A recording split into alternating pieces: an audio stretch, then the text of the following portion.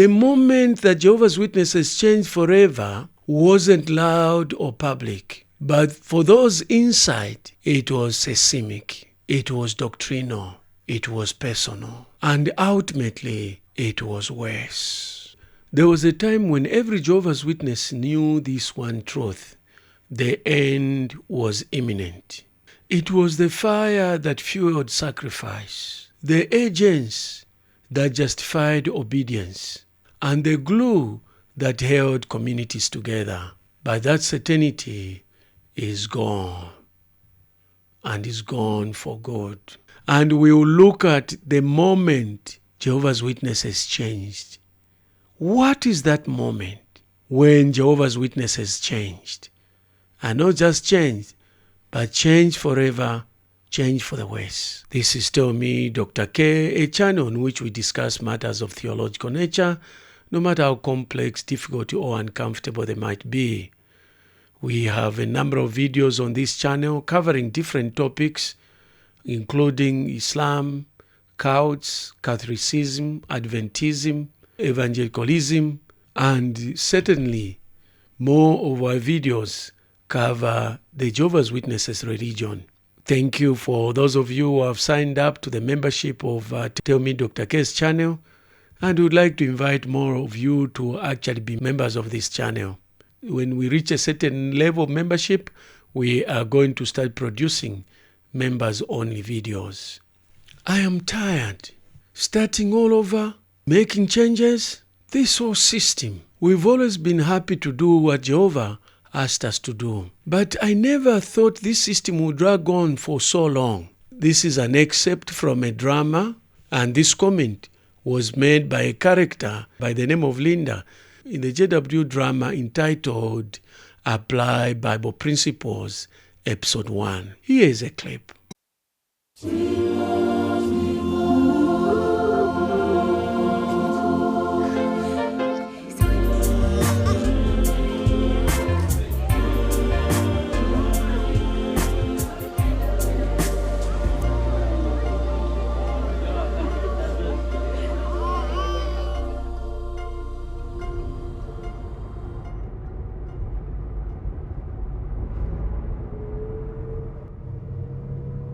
I've got some news.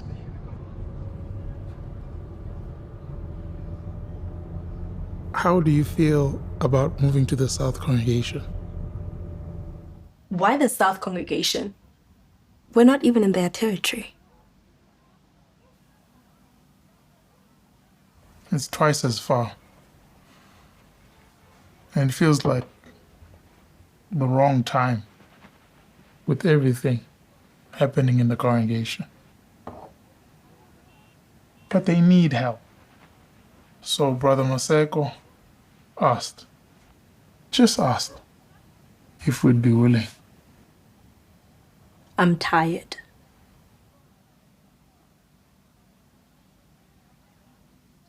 Well, we can talk about it tomorrow when you... No. I'm tired of everything. And with this admission, something sacred cracked. It wasn't just fatigue. It was a shattering of a long-time assumption that the end was just around the corner. For decades, the Watchtower Society's identity was wrapped up in dates and expectations. 1914, 1925, 1975. Each failure reshaped the doctrine, but the agents never faded until now. At 4 minutes and 8 seconds, another character playing a role of an elder says, "We thought the end was really close, but things just kept going. Years went by. Dorothy changed. She was angry that Armageddon hadn't come. She started doubting it ever would. In the end, she left Jehovah and me." Is what I'm saying making sense to you? If it is, kindly do me a favor. Like, subscribe, and smash the notice bell so that when I upload another video, so that YouTube can show this video to more people, and more people will be able to hear of this message and come out of this cult. Here is a clip. I understand. I never dreamt that I'll be this age in this system. And now look at these wrinkles. I don't see any wrinkles. You haven't slowed down a bit. I have my hard days, but I've learned a long time ago that focusing on when the end will come, it's just not good. That's what happened to Dorothy, you know. We started pioneering right after we got married. We were excited. We thought the end was really close. But things just kept going. Years went by. And Dorothy changed.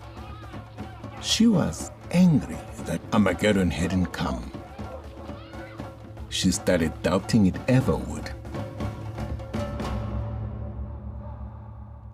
In the end, she left Jehovah and me. That had to be devastating. It was the hardest time of my life. It's true that 2 Peter 3 verse 12 tells us to await and keep close in mind the presence of the day of Jehovah. Now, this is more than a memory, it's a warning. When a high control group bases its entire structure on agents, what happens when that agent dies? Now, it's important to understand that the leadership of the Jehovah's Witnesses are very much aware of the things that are going on among its members. Remember that the members are trained to snitch on each other, to report your doubts, whatever you are doing. So it's a system of control. It's a system that has been developed in such a way that there's some form of rudimentary intelligence going on where members report on each other.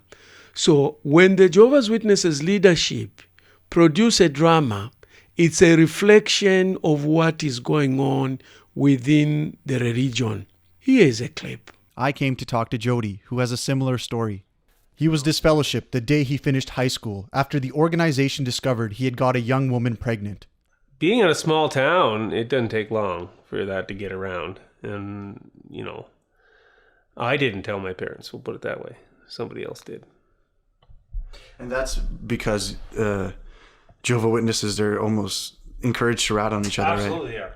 Yeah, they are. Police, to police them. Yeah. If you...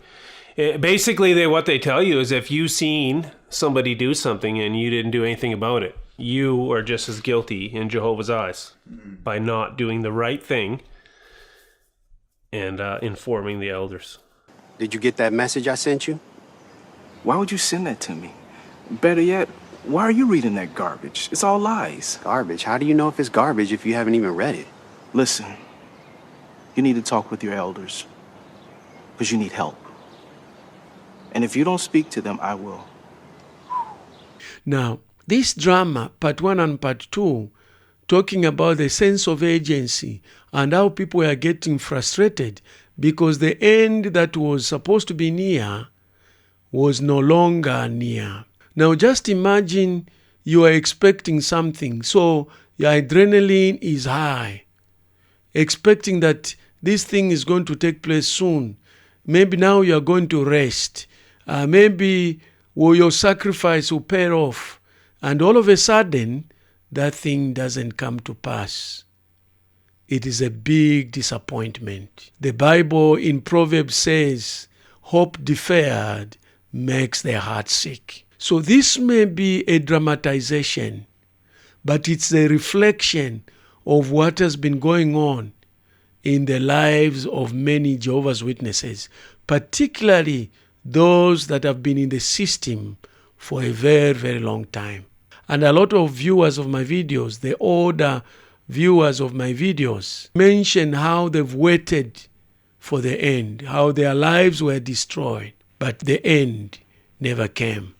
JW Pure Worship Convention, a drama that has been played about a man talking to his friend's son and asked him, so what's up with you? And then he says, I'm planning to volunteer for Bethel. Then he says, Bethel? him and his wife, because the parents were not there, had gone to prepare a dessert. And then he says, how are you going to take care of your family? They told us the end was near, but now look at us. We are now old. Here is a clip. That's great. Yeah. Thanks, Mom. So who wants dessert? I'll have a little piece. And I'm gonna have a lot.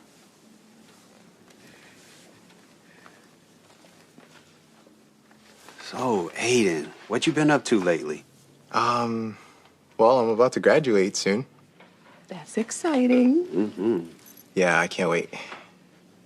And, I'm thinking about applying to Bethel. Okay, Bethel. All right, really? Yeah, I've been wanting to do it since I was a kid. Okay. Bethel's nice, but you gotta think about your future. Yeah. How will you support yourself, or how would you support a wife after Bethel? You can still serve Jehovah right here. That's true. I know, I get it. When I was your age, they told me the end could come tomorrow too. Yeah. But look at us. We have a real comfortable life. And we're still witnesses, Aiden. You're so young and smart. There's so many opportunities open to you right now. It's nice that you have spiritual goals, truly. But you also need to be realistic. He's being realistic. Yeah, and there's a lot of ways you can serve Jehovah at Bethel. Like what? Washing windows? But if it means putting Jehovah first, is there anything wrong with that? Of course, nothing's wrong with that. It's just that he could have so much more. Anyway, lunch was amazing. Thank you so much, Shayla. I can't believe you did all of this for us. That is the truth going on in many older Jehovah's Witnesses. They waited for the end, but the end never came. Now, let's look at Linda and James, who are in the kitchen, present day. We kept going, changed congregations, made sacrifices, skipped having children. For what? We did it for Jehovah, for the kingdom. They said it wouldn't take long. They always said that. Here is a clip. Well, we can talk about it tomorrow when you... No. I mean, I'm tired of everything. Starting over, making changes, this whole system. We've always been happy to do what Jehovah's asked. But I never thought this system would drag on for so long. I don't think either of us ever imagined we'd be where we are now. I know we've made the right decisions. But with our money so tight, and then tonight, holding Tulani, it's just strange to think that if things had been different, we'd probably have a family now.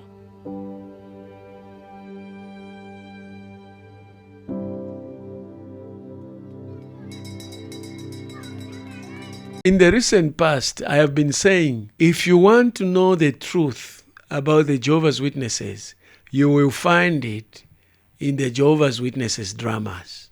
The truth is not with the person supporting the doctrines of JW. The truth is with the character that is opposing Jehovah's Witnesses doctrine. As I've mentioned in the videos I did in the recent past, assessing the Pure Worship Convention using the BITE model and the dark side of Jehovah's Witnesses baptism, I've mentioned that the governing body knows the fight, knows the challenge that it's facing, the existential fight it is facing. And therefore, the recent videos on JW Pure Worship Convention have been done to anticipate, or they've anticipated the changes and the challenges their members are facing or will face. And what they have done is to prepare members to handle objections. I've mentioned having taught selling. When you're training people in selling, you have to make sure that, number one, they don't focus on the features of the product, they focus on the benefits. Number two, you have to anticipate all the objections they will have to prevent them from buying the product or a service. Now, you have to be prepared. You don't come up with answers. You start wondering what you're going to say when the objection is made. You have to prepare for those objections. This is what the Jehovah's Witnesses are doing. Trying to anticipate or trying to attend to the objections of the majority of the members. And hence, these apply Bible principles, dramas, part 1 and part 2, are actually designed to help members not to be shocked the first time they will hear this. They would have already heard about it and they would have already known their answer and how to respond to them. But for some, it's slipping through. They're able to notice the contradictions that are taking place within the Jehovah's Witnesses, the changes that are taking place. In the next episode, in episode 2 of this series, we'll show you exactly that moment when the Watchtower Society changed forever and changed for the West. So to watch episode 2, smash the notice bell so that when the video is uploaded, you'll receive a notification. I continue this episode to part 2. If you have enjoyed this video, you've driven benefit from it, kindly do me a favor. Like, subscribe, and smash the notice bell so that when I upload the next episode, you'll receive a notification. And then you can choose whether to watch it, not to watch it, or to watch it later. To continue to part 2 of this episode, click on this link. To watch episode 2, click on this link. To watch other episodes dealing with the imminent fall of the Jehovah's Witnesses, click on this link. I'll see you in the next episode.